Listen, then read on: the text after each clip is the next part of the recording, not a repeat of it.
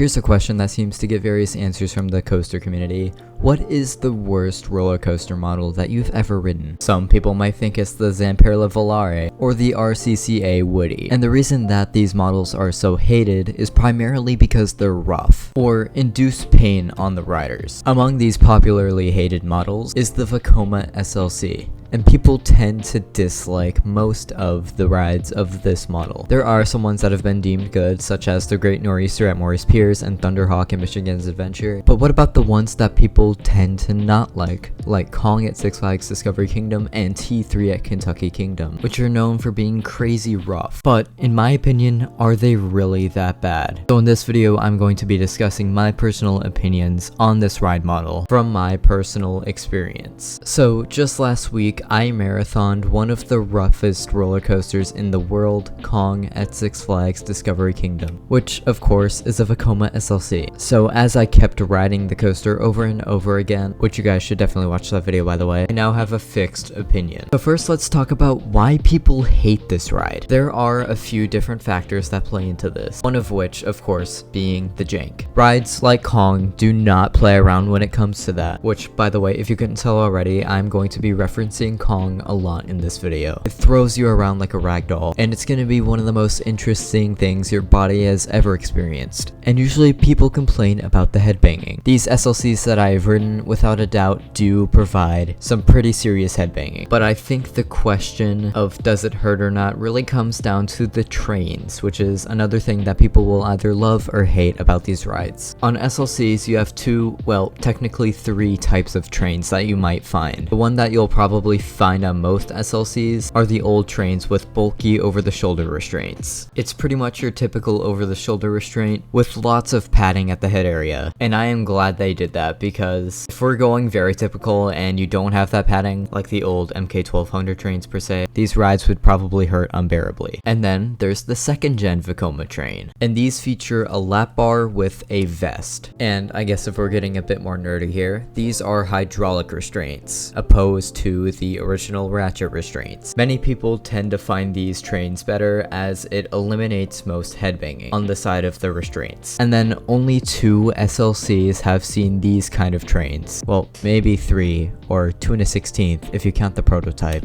The Kumbach trains. These trains have only been seen on T3 at Kentucky Kingdom, Arkham Asylum, at Warner Brothers Movie World, and I guess if you want to count the time that one car on one train was replaced by a Kumbach car for testing, Condor at Wallaby Holland. And people didn't seem to like these trains. Many people said that these trains were uncomfortable because it basically had the sky rush issue. The restraint would come down mid-ride and staple riders. So it makes sense that not many parks were interested in buying these trains. If a park wanted new and improved trains, they could just get the ones that the manufacturer has to offer. Now, I think those are the only 2 reasons that people do not like this ride. Well, at least those are the 2 biggest takeaways. Because I'm going to say this now, I can learn to appreciate both of those things. Am I crazy? Maybe, but let me explain. I may just have a better tolerance than others, but most of the time, SLCs do not hurt me at all. Of course, most SLCs are going to knock you around brutally, but this is where part of the fun is. The SLC jank actually, in a way, makes it more intense. If you give yourself a little bit of space between you and the restraint, you're in for a ride. Let's once again take Kong, for example. That rollover is so brutal in all the right ways. When you're sitting on either end of the train, you take the transition into the inline twist part of the rollover at a faster speed, resulting in more jank leading to airtime.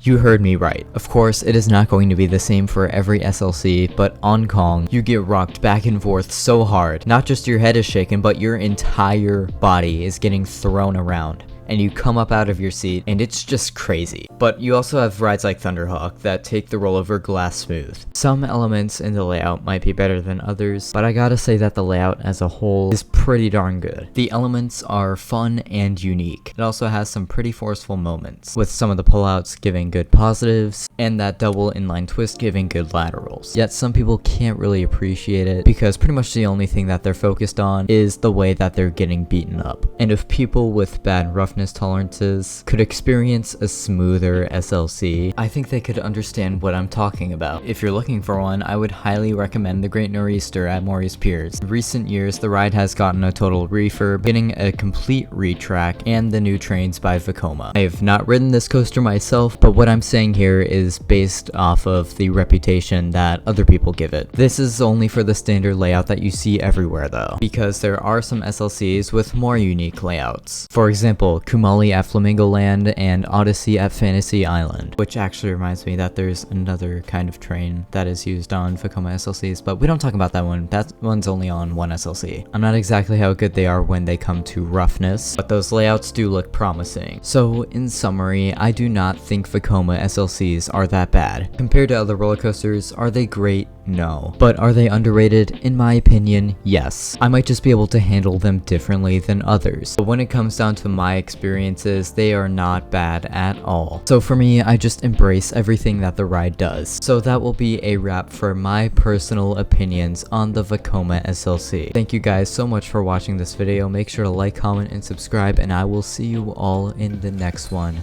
Goodbye.